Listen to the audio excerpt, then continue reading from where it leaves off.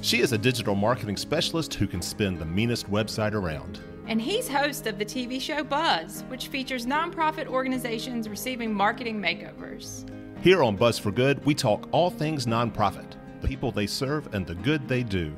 And we talk to creative professionals and provide marketing tips and tools to help your nonprofit achieve more. That's right. Buzz!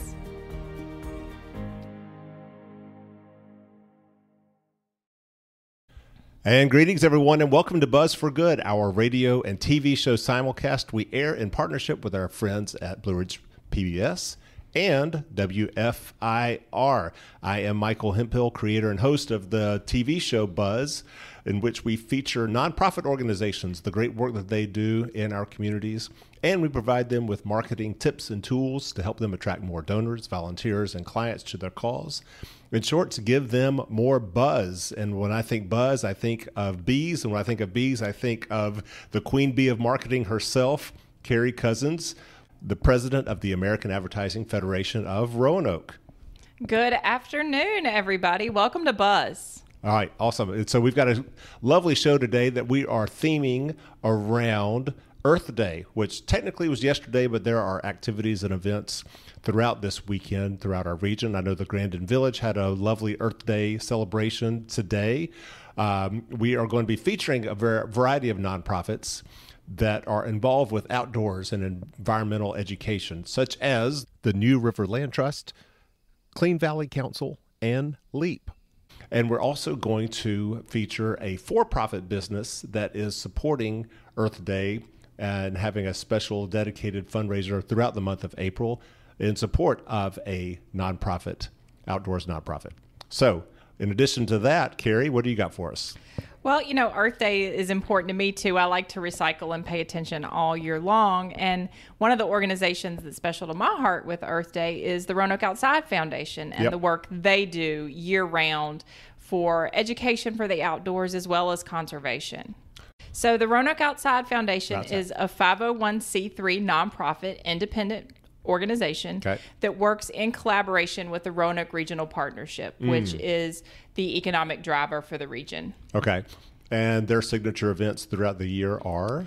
The Blue Ridge Marathon, which just happened last week, the Go Outside Festival, and the Go Cross Cyclocross race. So there are plenty of outdoor events, and all of those events usually have some sort of sustainable function. Think about Go Fest. When you get a cup at Go Fest, it's not paper. It's a metal cup that you use and reuse over and over and over again. Okay. When you're at the marathon, all of the trash bins have recycling bins next to them, and you're looking to either put your recyclables in a bin or your compost in a bin. So it really is a key component of that organization to make sure that we're all operating with the cleanest footprint possible. Love it. Okay. And I believe your No Budget Marketing Minutes later on in the show is also going to revolve around a little bit of green activity that a nonprofit can participate in. Wonderful. All right. We'll look forward to that. My favorite part of the show always.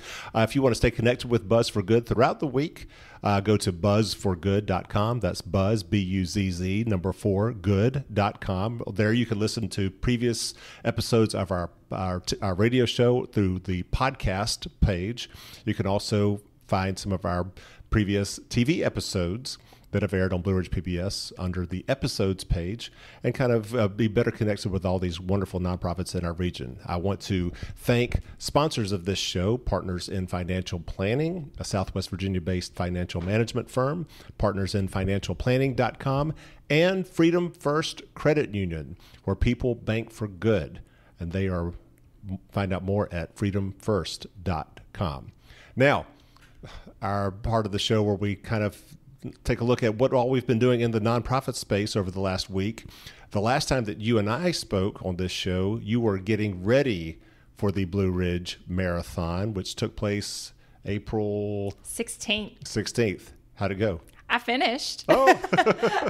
I will take that as a win every day. I completed the half marathon, which was fantastic. That's running 2 of 3 mountains. And I tried to stick around as long as possible to watch my fellow marathoners and double marathoners cross the finish line. Wait, double marathoners? Some people do it twice. That's crazy. That is just crazy. That is crazy. Okay. But you were there and you did your half marathon. Congratulations. Thank well done. you. I hope you ran a few miles from me. Oh, yeah. Okay. They were all yours. Good. Good. How many people were in the race?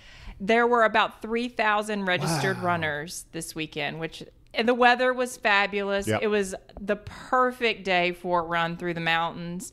It was cool in the morning, not a lot of sunlight. It really was a phenomenal day and a phenomenal event. Being back at Elmwood Park at the Finish Festival and seeing so many happy, smiling people, even after they ran a 10K or a half marathon or a marathon or a double marathon. Everybody was smiling and happy, and it was great to see that community get together again. Awesome. Well, I was so proud of our region. Unfortunately, I had to be out of town for a daughter's basketball tournament on Saturday. But I was really envious of those who were able to participate because it just looked spectacular and really showcased our region beautifully. Yeah, it's a great showcase for people coming into this region, like what we're about and who we are. Right. So you did Blue Ridge Marathon last weekend. The big event for me this week was Give Roanoke Day on Wednesday, April 20th. And boy, this was the first time that the Council of Community Services had hosted such an event. They weren't sure what to expect. They ended up just blowing past all of their expectations. They originally were hoping that 50 nonprofits would participate in this 24-hour online fundraising event / competition, if you will, called Give Roanoke. Instead, they had 105 different organizations receiving funding. They had hoped, I think, to raise about $100,000 over the course of the day. They blew past that goal, I want to say, like by 9 a.m. Oh, that's amazing. Yeah. And they ended up raising a grand total of, drumroll please, $307,337 from just over 2,000 different donors for 105 different organizations. And my name is somewhere on that list as a supporter of multiple organizations throughout the day, because I feel like these days are not just made for supporting an organization you normally support, but even if you can just give $20 or $25 to a couple of different groups, it really can make a huge difference. Absolutely. Are you comfortable sharing any that you want to mention? Well, one that's close to my heart, thanks to Buzz, is Southwest Virginia Ballet. So they got a little boost. Good. And Angels of Assisi. You know, you got to love the puppies, right? You do love your dogs. So I actually got to visit both of those locations because we are producing a Buzz TV show episode on Council of Community Services and their work trying to kickstart Give Roanoke Day. And so we went by Angels of Assisi, and we were there, and we got to see Luna, the rescue dog. That was just a wonderful story that she has to tell. You can find out more about them on the Angels of Assisi website. From there, we went to the Roanoke Valley SPCA. More animals. Also, another dog-friendly location. Yes, love visiting with them. We went to the Boys and Girls Club of Southwest Virginia. We went by Council Community Services to check in to see how they were holding up. Poor Allison Jorgensen, who ran this whole event, she said she had been up since 3 o'clock in the morning, already starting to navigate the day, and she was probably going to be up after midnight, just to see what the final results were. And all of our nonprofit friends listening right now understand that story from any event that they've put on. Yes. And, I'm sure a lot of the nonprofits that were trying to raise money over the course of the day, they were up at midnight trying to make sure that all of their donations that had been preloaded into the website were hitting. And I'm sure they were up until midnight to see which one won. Southwest Virginia Ballet ended up doing just super on the day. They did a Facebook Live 2-hour presentation performance event that evening, and I think they raised over $8,000 over the course of the day. That's fantastic. Yeah. So it was great. So that was wonderful. Thrilled for them. And so kudos to Council of Community Services and Give Roanoke. You can still go to giveroanoke.org to see all the result totals and all the nonprofits that participated and see how they did. And they are still accepting money. It's not like they just needed money one day of the year.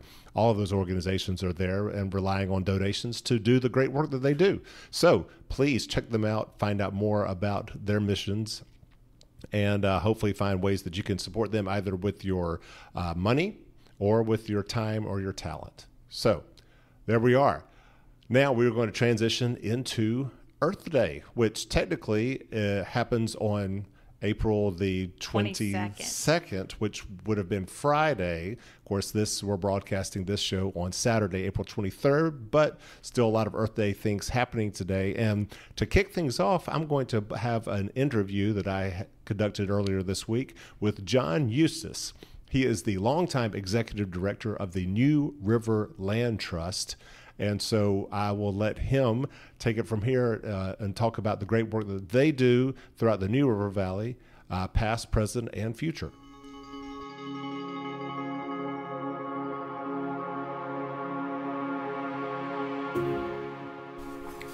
John Eustace, Executive Director of the New River Land Trust. Welcome to Buzz for Good.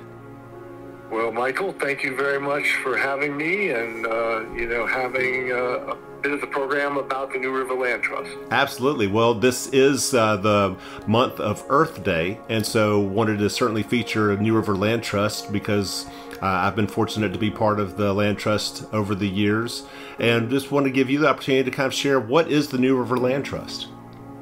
The New River Land Trust is a land conservation organization. We are nationally accredited, and essentially that means that we work to help people in the New River region conserve natural and cultural resources. And there's a variety of ways we do that. Traditionally, a lot of the work has been legal protection for private landowners who are interested, and that has come in the form of conservation easements. But increasingly, we've been working on fee simple purchase projects, purchasing high conservation value land, and then turning it into a public space so people can get out and enjoy the beautiful landscape of the region. And we're also doing a lot of restoration work these days. So a lot of times that is either wildlife habitat related or water quality, aquatic sort of habitat related projects. Okay. Well, let's take that kind of one piece at a time there and briefly talk about what is a conservation easement. So a conservation easement is a permanent legal protection. It's a legal document, a conservation easement deed or an open space easement deed, where a landowner who is interested in keeping their property in a rural state enters into a legal relationship with a conservation entity. Could be the New River Land Trust, or particularly historically in many cases, it would be a state entity, and they legally restrict the property in perpetuity in the future to protect the conservation values that are there and make sure that property is then available in the future for traditional rural uses, whether that's farming or forestry, but it also could just be the value ecosystem services of open natural space. And in exchange for that, the landowner receives some kind of financial benefit through tax credits. Yep, we're really fortunate here in Virginia to always have had pretty strong support for conservation. And one of the main pieces of that is a state tax credit incentive for people who do conservation easements. There's also a federal income tax deduction, and there can be implications for your property taxes depending on where you live.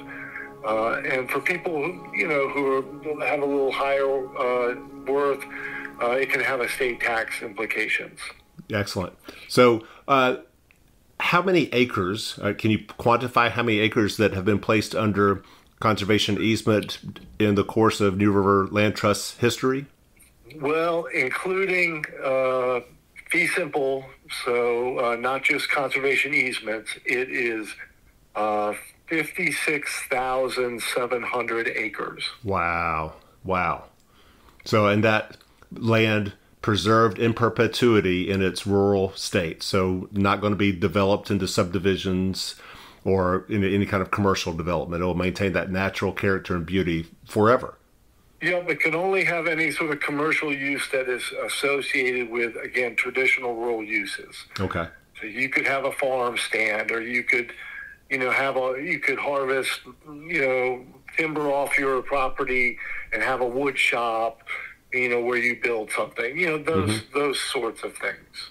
All right. And you were also talking about how the Land Trust has recently been involved with some land purchases of some, natural assets. Talk about that.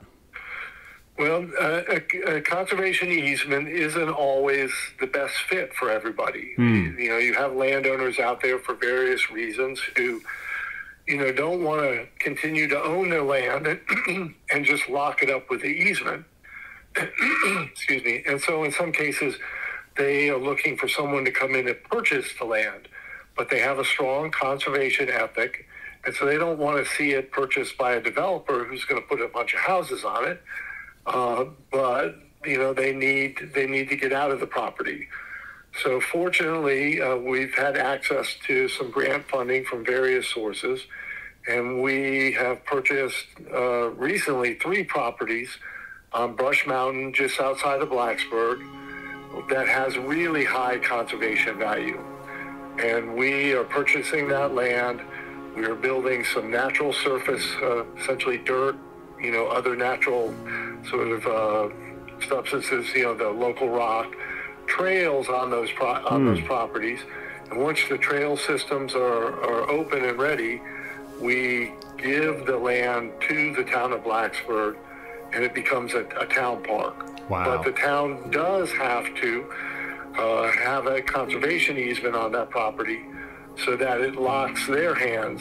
Their hands are tied, I should say. Sure. So they can't ever decide, we don't want to have a park anymore. We're going to sell it to a developer, and they're going to build a bunch of houses. So the properties are permanently protected, but also that public access piece is really important. And how big of a piece of property is that Brush Mountain? Well, there's 3 properties. Okay. One was 334 acres. The second one is 219, and the third property is 205 acres. Exceptional. So, my rough calculations, that's like close to 800 acres. Does that sound about right? Yeah. Yep. So somewhere in there, 700, 800 acres, and that land, after the trails have been established, will be given with a conservation easement to the town of Blacksburg for its, the use of citizens throughout. Yep, it is. And now a little bit of the land, some of it is going to go to the National Forest. Okay. Some of one of those properties, actually 2 of them, lay on the north side of the mountain, which is mainly National Forest land. And so what made better sense was for any acres on the north side to be donated to the National Forest for their management, and then everything on the south side would go to the town of Blacksburg. And there will be linkages to those properties and the individual trail systems on those properties from the town, including the Huckleberry Trail Greenway that goes from Blacksburg to Christiansburg. Bravo. Well, in our last 30 seconds here, is there some major, piece or project that you guys are working on that you want people to know about right now? Well, then that's an ongoing project, so that would really be the main thing. Yeah. It's that, and then our water quality, sort of stream restoration projects on the Roanoke River, sort of headwaters of the Roanoke River. We're doing some projects in the North Fork of the Roanoke River, and we've got a project lined up for the South Fork starting in the fall. Okay. Well, wonderful. Well, if people want to connect more with you guys, where would they go? Well, I would encourage them to go to our website. We also have a Facebook page, and we have some really great videos about some of our really exciting projects. We have a YouTube channel also. Okay. And your website is? It's www.newriverlandtrust.org. Awesome. John, thank you so much for your time. Happy Earth Day, and we'll look forward to connecting with you later on in the year. All right, thank you so much. You take care, and happy Earth Day to everybody.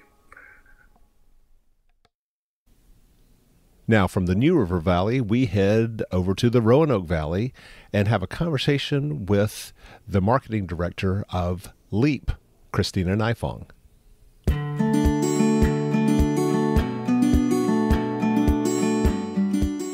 All right, it is my pleasure to welcome to Buzz for Good my good friend Christina Nifong with LEAP. And to get started, Christina, how about you just tell us what LEAP is an acronym for? Sure. LEAP stands for Local Environmental Agriculture Project. And it was founded in 2009 as a nonprofit that supported a farmer's market in Grandin Village. Okay. We do a lot more than that now, but that's where it started. Okay. Lovely. Well, I certainly like LEAP better than Local Environmental Agricultural Project, even though I know that, doesn't define what you do, but the word LEAP, the acronym, is lovely. Yes, well, and, even the slightly unwieldy name, it does touch on all the things that are pretty important to us with local and then sustainable and then farming. So it really does hit all the highlights of what we do. Well, so rewind to your founding. What was the inspiration for the organization? So in 2009, if you'll remember, there was a big push to really support and appreciate farms that were growing food and not shipping it across the country, or it wasn't coming from around the world. It was sort of the very beginnings of the local food movement. And it grew out of the co-op, the Roanoke Co-op. So there's a group of local food eaters who wanted to start a farmer's market that really prioritized sustainable growing, organic practices, and local farms. Okay. Which, even though the downtown market in Roanoke is wonderful and has a great history, some of those sustainable growing practices and a focus on local farmers and producers, wasn't always the top priority for them. So it was a different kind of farmer's market, and it still is today. Cool. And so, I know that it's located behind the co-op, but I didn't realize that the co-op had been kind of an active organizer of it back in the day. Yep. They're still a sponsor of us, and, some of their board members are also our board members. So there's a very close connection between the co-op and LEAP. Yes. How lovely. All right. So so the farmer's market was started, and what came next? So those same people who are very concerned about growing practices and local farms also wanted to make sure that it wasn't just affluent neighborhoods and people with means who were able to access local food. Yeah. So they opened a second farmers market in the West End neighborhood, and the focus of that market was to make sure that places that didn't have access to fresh fruits and vegetables would have a market in their neighborhood that people could walk to. They could pick their kids up at the West End Center and stop by and grab some, fresh carrots and lettuce and take them home for dinner. So the West End Farmers Market was our second, our next step. And then pretty closely after that, we started a mobile market. And so the mobile market is, I say it all the time, this is the heart of what we do, because it purchases produce from local farmers, and it puts it on like a little food truck, and it drives it into food insecure neighborhoods. And so people who receive SNAP benefits, they're on Medicaid and WIC, they are able to just, walk outside their senior housing facility or their bus stop, or again, their Head Start center where they're picking up their kids. And they're right, couldn't be more convenient. There is fresh local food. I was just going to ask about that. So, the accessibility is one thing, but then the affordability is another. But they can actually use, federal, state, SNAP credits, et cetera, in order to purchase this food. Yes, and LEAP even takes it a step farther than that. So LEAP is the fiscal agent for a statewide network called Virginia Fresh Match.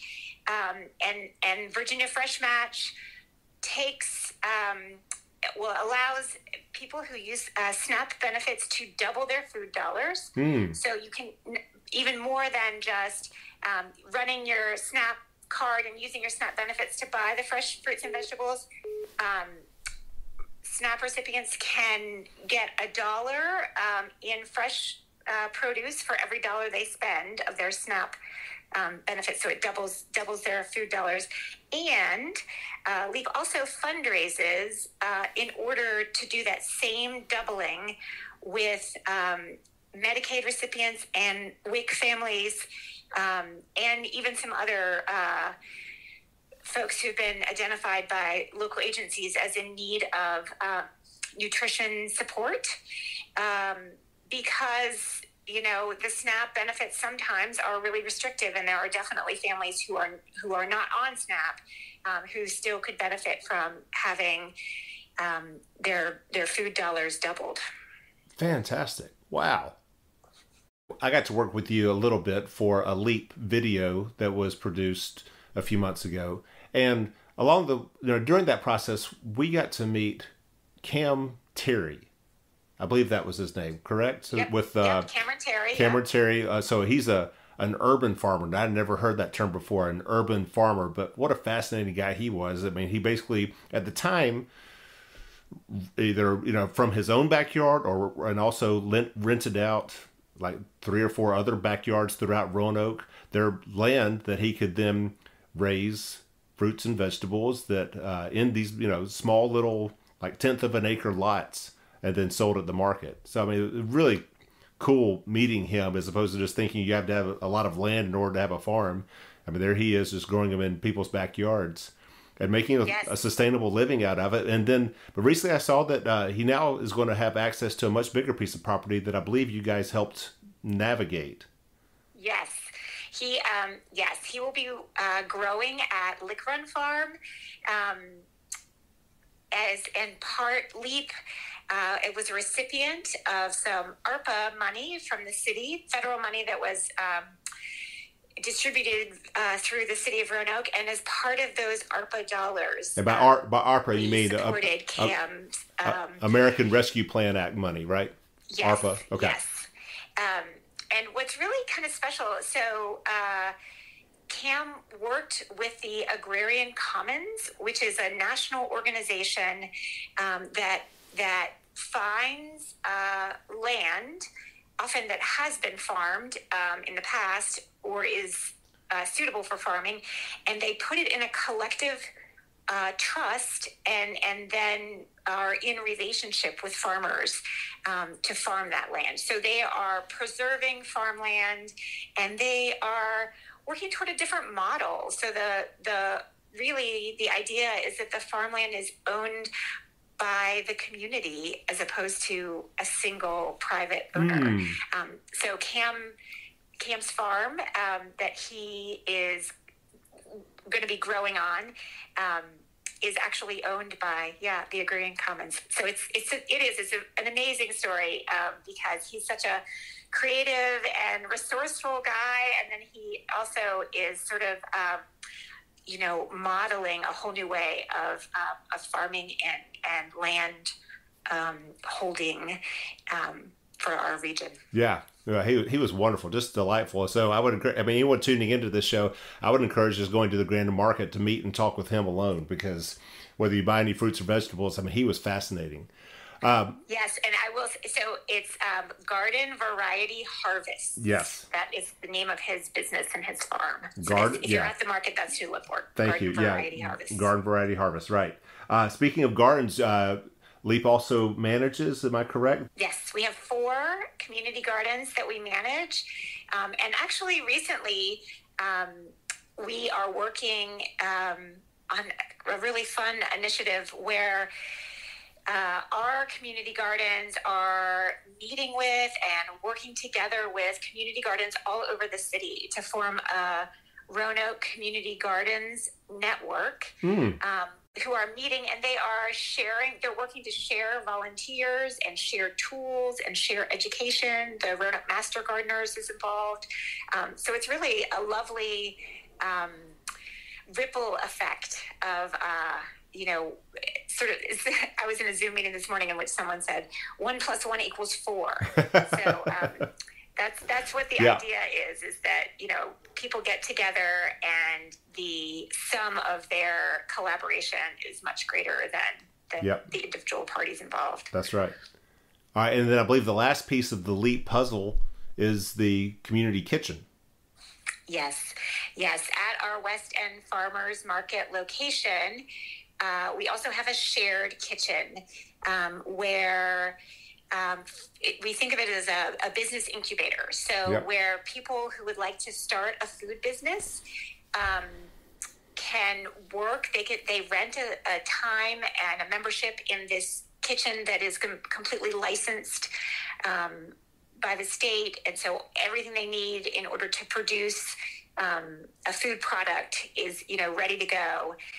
There's a hot kitchen and a baking kitchen, and it's actually run by Jeff Bland, who a lot of people in Roanoke know. He's an accomplished chef who's worked in a lot of different kitchens, but he is there also to mentor folks and and help people who are starting food businesses get their business off the ground. Man, outstanding. I mean, you guys just have your tentacles, your roots, if you will, in so many different areas of the food system. So thank you for sharing. Now, if people want to find out more about LEAP, where do they go? You can look at a beautiful new website that has the video that Michael helped work on at leapforlocalfood.org. Okay. And I will just say a quick note that the Grandin Village Farmers Market runs from 8 in the morning till noon in the parking lot behind the Roanoke Co-op. Our first opening day weekend for the main season was last weekend, so we will be there every Saturday morning until November 19th. Mm-hmm. Depending on when you tune into this show, the Earth Day celebration at Grandin Village may have already happened. But in some respects, LEAP is providing an Earth Day every Saturday at the Grandin Market. And so I would encourage everyone to come down on Saturdays to the Grandin Village and check out the great work that LEAP is doing through the Grandin Market, and find out more then about all the other work that they're doing throughout the Roanoke Valley. So, Christina, thank you so much for joining us, and good luck with your Earth Day celebration and this season at the Farmers Market. Thank you, Michael, so much. It's been great to talk about LEAP. Wonderful. Now we're going to switch focus a little bit from the nonprofits and the work that they are doing to the for-profit businesses that are supporting these nonprofits. I recently got connected with Southwest Native, a boutique in downtown Roanoke that is doing some great work in support of the nonprofit organizations, especially this month in celebration of Earth Day, helping out Friends of the Blue Ridge. And here's my conversation with the owner. Sierra Sala, yes, owner of Southwest Native. Yes. Thanks so much for being on the show. Yes, thanks for having me, Michael. Yeah, absolutely. So we're going to get to kind of why you are part of our Earth Day broadcast here. Okay. But let's rewind a little bit. Tell us about yourself.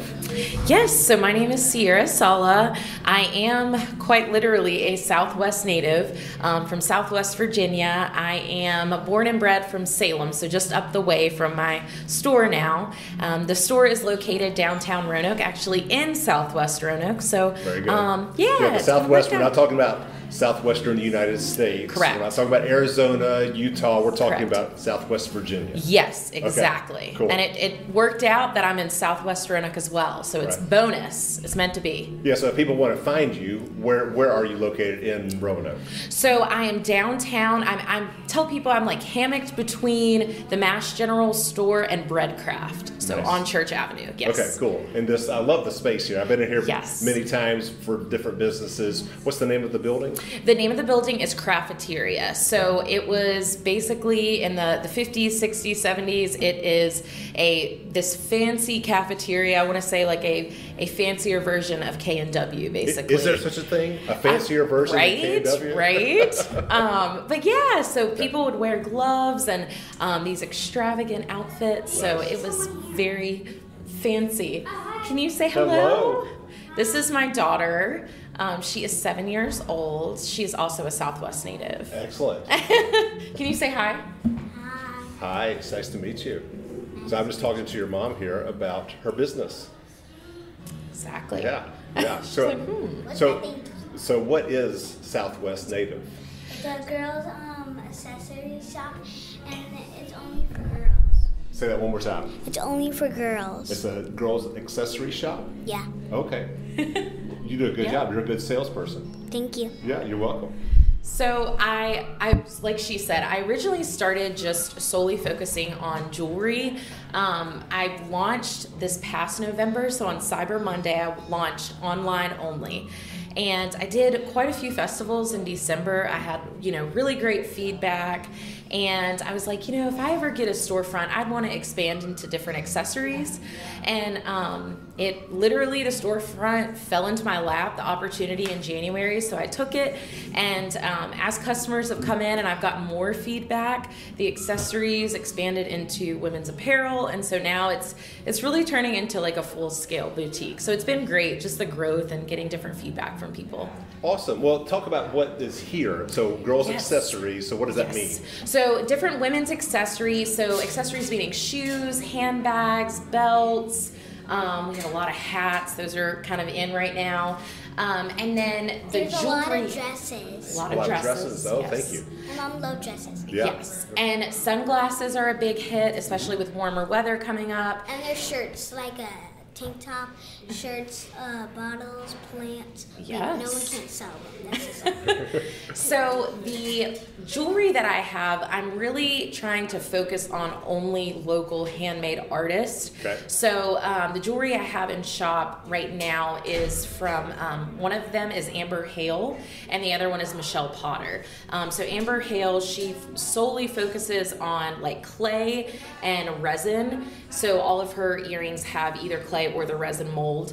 And then the other one is Michelle Potter. She just moved back from Puerto Rico. So she has a lot of interesting ways that she's incorporated nature, earth, and everything into her jewelry. So I really, really like that. So she has feathers are her big thing, which I absolutely love. Okay. Yes. So once her birds, she has 2 parrots, and once they molt, she takes their feathers, she has her whole process behind it, and she incorporates them into her jewelry pieces, which is really, really cool and unique. So I always tell people the feathers that you see in here, they are real feathers from her parrot, and then I always like to show them the parrot's Instagram because we think it's so cool. How cool is that? Yes. Well, you also have something in your business called Cause and Effect. Yes. What's that? Well, I don't know. That's what I'm going to find out. So cause and effect at the beginning of January, really the beginning of the year, I started brainstorming at the end of last year. I wanted a way to get to know different organizations locally that make an impact in a way outside of like, I guess the ones that come up the most, the ones that are, donated to the most, the ones that come up in the news the most. I wanted others that not a lot of people know about or have a smaller following. So I decided to look at different local organizations here in downtown Roanoke, since that's where my business is.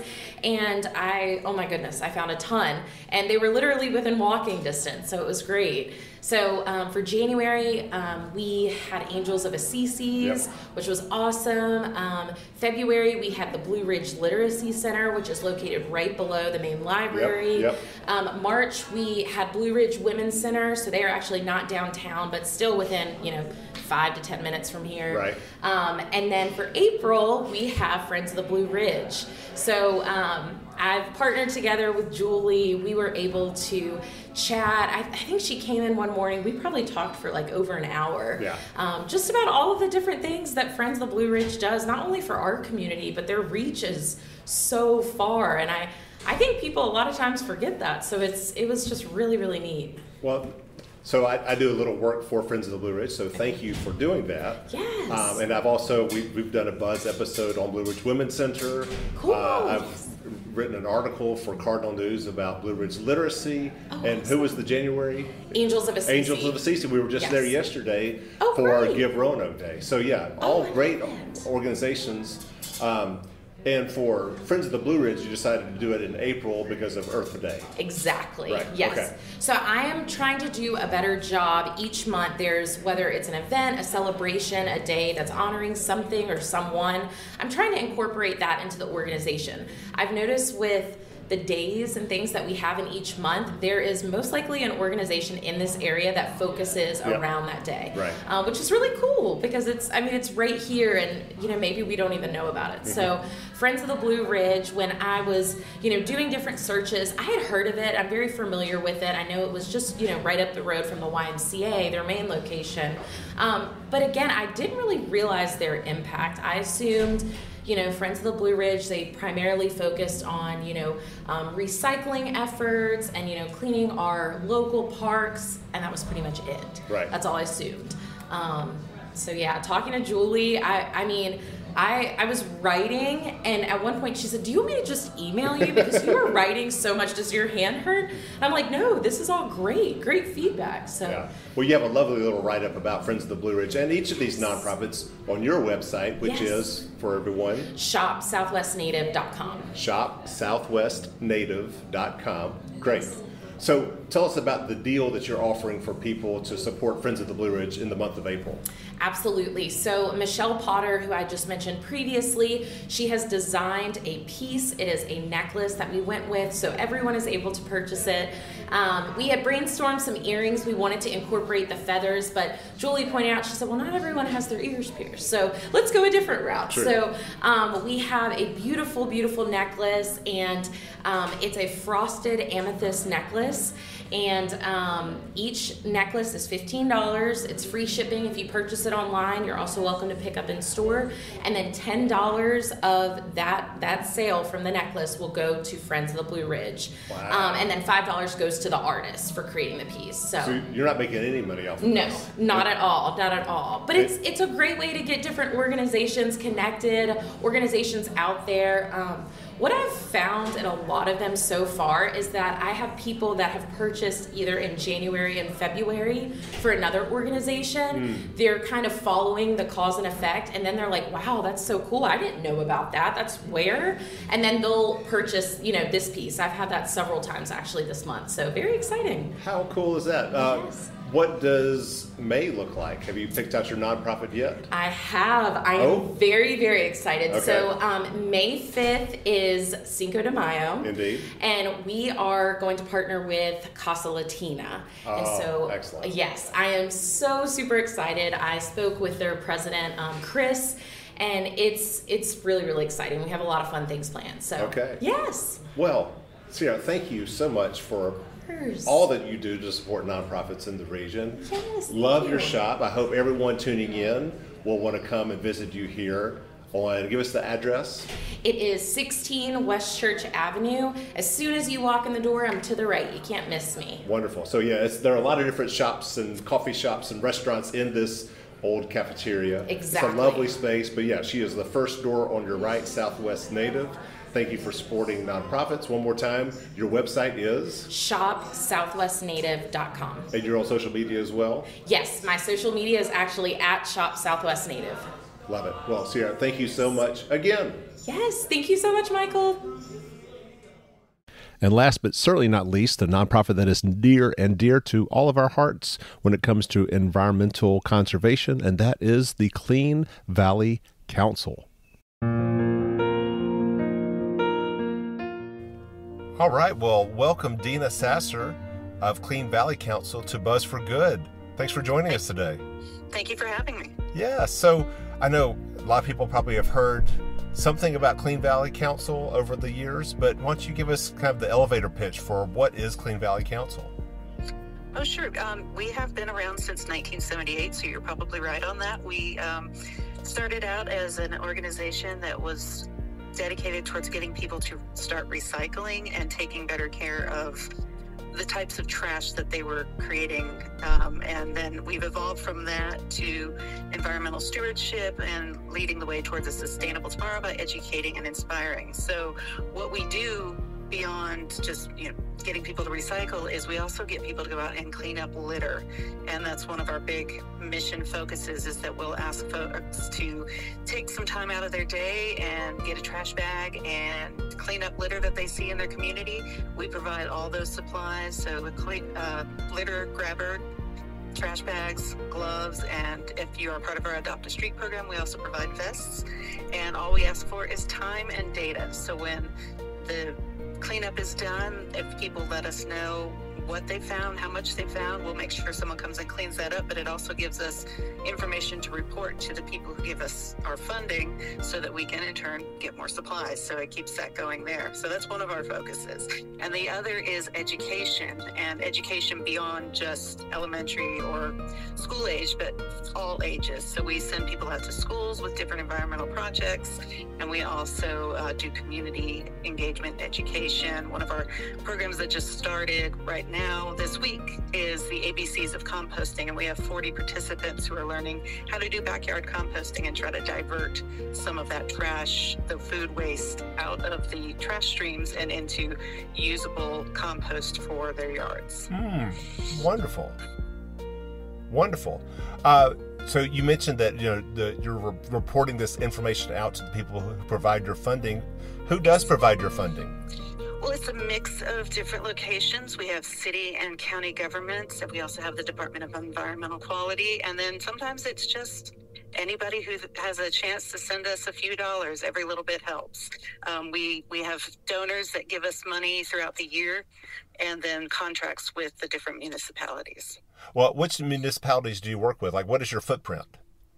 We are City and County of Roanoke, Town of Vinton, City of Salem, Botetourt County, and even up to Rockbridge. Okay. All right. So the valley is bigger than just the Roanoke Valley. It extends. Is. Yes, it is. Okay.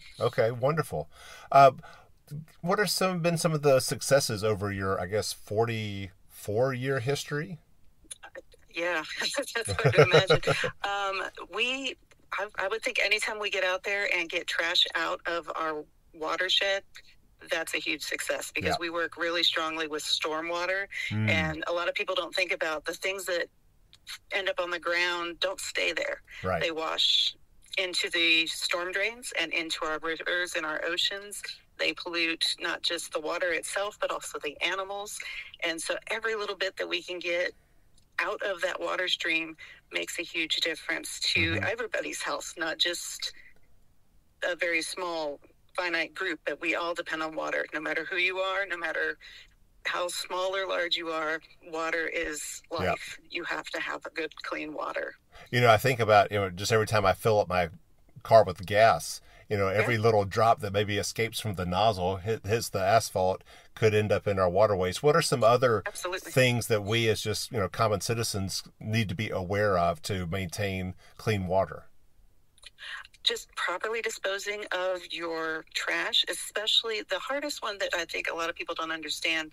Cigarette butts are the number one piece of littered paraphernalia anywhere. It doesn't matter where you are. That is number one. And they're so small, so people don't think of it that way, but they also think that they're made of paper and maybe cotton, but they are plastic. Those filters that are inside cigarettes, those are plastic. So that is just more plastic going into our rivers and our oceans. Some of the animals mistake them for food. And that's also true with plastic bags, like grocery bags. So here, there's been a real incentive to bring your own grocery bags, reusable bags. My trunk is full of them. And that takes that plastic out of the stream, so you don't get animals thinking that the bags are maybe jellyfish and trying to eat them. Or you get the straws, trying to say no to a straw if you can. That keeps them out of the turtles. There's a lot of little things we can do.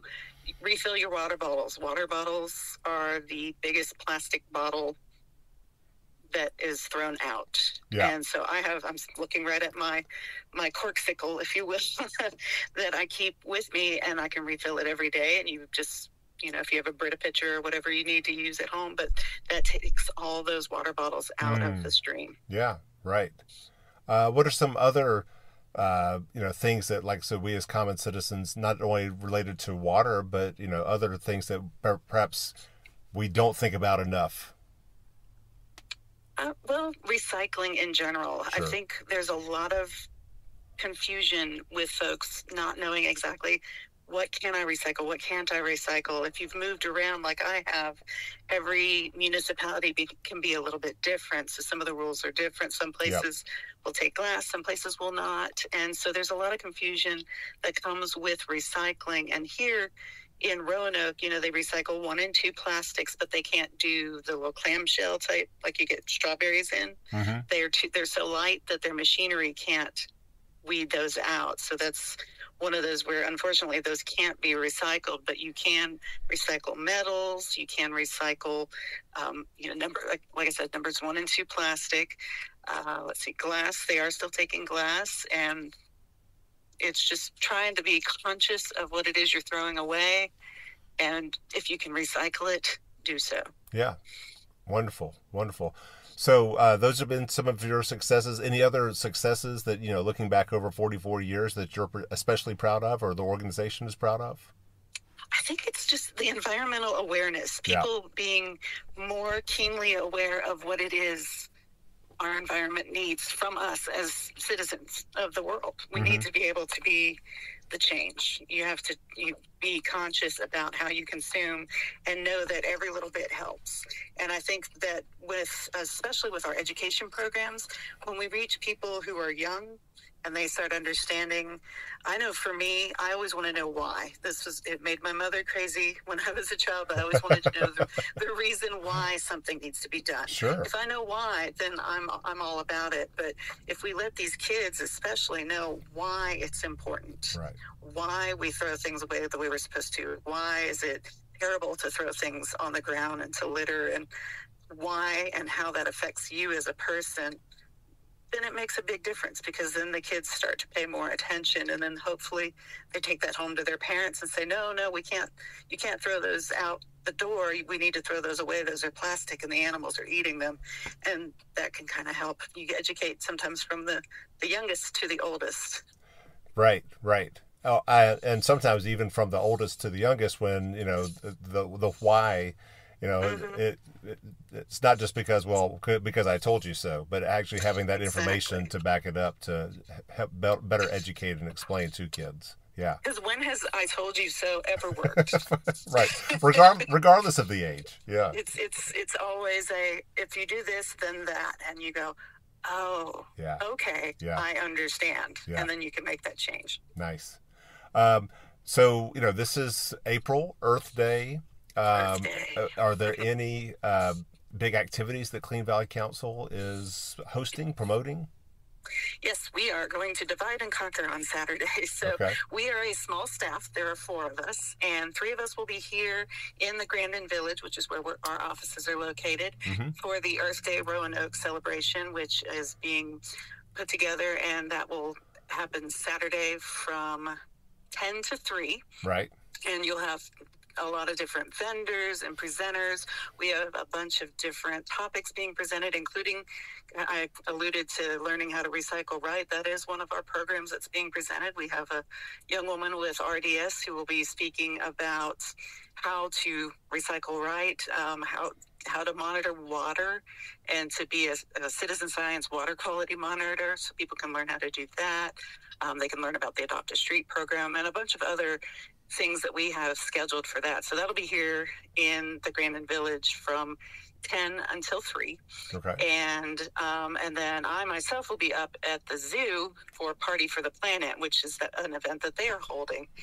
And what we're doing up there is we've got some crafts for kids to learn a little more about the environment. And also we'll be presenting, we have 2 local artists who have been working diligently, and I've seen a lot of their in-process sculptures. So they're making sculptures out of plastic, out of found plastic specifically. So we have a lady named Jane Gabriel who is putting together an owl, and Catherine Devine is making a wolf, and so both of those will be unveiled at the Party for the Planet up on the mountain. Oh, that's wonderful. Well, I'm excited to see those. Yeah, well, depending on when you're actually listening to the show, if you're listening to it, live on WFIR, then these events will already have passed. But these are also organizations: Clean Valley Council, Mill Mountain Zoo, LEAP, which is the organization that is helping coordinate the Grandin Farmers Market Earth Day celebration. I mean, they're doing work throughout the year, so I would encourage you to to connect with them. And our cleanup events are another way that people can get involved. So with, as I mentioned, going out to pick up litter, we have special events. In fact, we just had one earlier this month called Clean Valley Day. But you don't have to wait for a special reason to go out and clean up litter. So we make supplies available to people anytime.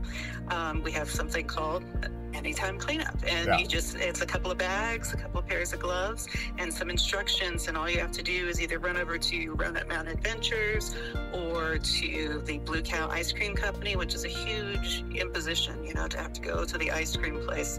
But you can pick up, they have supplies there for people to go out and do any kind of cleanup. And it just shows them how to report then, so you don't have to wait for a special day like Earth Day or a special event like Clean Valley Day. You can clean up anytime. Yeah, ideally every day is Earth Day, right? It is. That's exactly right. And we do have some Adopt a Street folks that go out probably once a week, if not more often. Okay. And do trash cleanups. We have the Roanoke Clockers are one of our most dedicated groups of cleanup, and they meet up to walk and pick up trash, and that's what they do. Oh, that's wonderful. Yeah. Well, to better connect with you guys, people who are tuning in, where should they go website-wise? We are at cleanvalley.org, and we're also available on all the socials, so Facebook, Twitter, Instagram, even LinkedIn, where you can find us there. At Clean Valley, I assume? Yes. Okay. Or Clean Valley Council. It just depends on which you can find us on there. We're pretty easy to find. But your website, again, is cleanvalley.org. Correct. Well, full disclosure, I'm actually parked after having gone to our county dump. I live in Montgomery County, and where we live, we don't have trash pickup, so we have to haul it to the dump. But we do have a single stream recycling for all sorts of things. So I just did that, and now I'm looking out my car where I'm parked, and I see a face mask discarded on the ground. I'm sure they're everywhere. But you have inspired me. I need to get out there. I need to go pick it up. So, Dina, thank you so much for your time. Oh, you're very welcome. And appreciate all the work that you guys do, keeping it clean. Thank you so much. Appreciate it. All right. Okay, and now that we have Earth Day interviews set aside, it's time for my favorite part of the show, as always, and that is hearing from Carrie Cousins and her No Budget Marketing Minute, which I believe is Earth Day themed. It's Earth Day related. Love it. Okay. So one of the things I encourage all nonprofits to do is to include a statement or page on your website where you talk about any sustainability or green efforts that you participate in. Okay. This corporate responsibility statement or goal can go a long way to encourage your donors or people who are looking for interest in your organization to glom on to something else that you do. You do not have to be a conservation-based nonprofit to have some sort of green in your mission statement. Okay. So it might be something as simple as we recycle everything we can. We partner with other sustainable organizations. It's figuring out what your piece is in protecting Mother Earth and promoting that as well as everything else that you do. So it may be something along the lines of maybe there's a nonprofit that provides meals for the homeless. Perhaps the excess food that they have either gets donated to another organization or gets composted. And I think of something like the co-op, right? Every time you go to the register in the co-op, you can round up your change to the next dollar, and that goes to a nonprofit organization. Well, it's green because I didn't print a receipt, right? Sure. And I'm helping somebody else, and I'm promoting all of that at once. It has nothing to do with the co-op itself, but it all is part of this cycle of helping others, putting that out there that you're doing it, and what the impact of that is. That's an excellent suggestion here for Earth Day. And again, the cost of actually just creating another page on your website to promote all of this? Absolutely free. Absolutely free. So wonderful suggestion here on Earth Day to just promote your organization's sustainability and conservation efforts. Love and if you don't have anything in mind, maybe it's time to go back to your board and say, do we want to add a statement to our mission statement, our vision statement, that is a conservation and sustainability statement?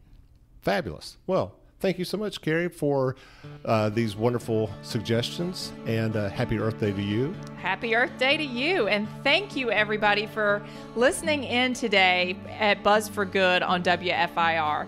You can find us online at buzzforgood.com, as well as on all the different social media networks. We're on Facebook, LinkedIn, YouTube, and Instagram. We'll see you there.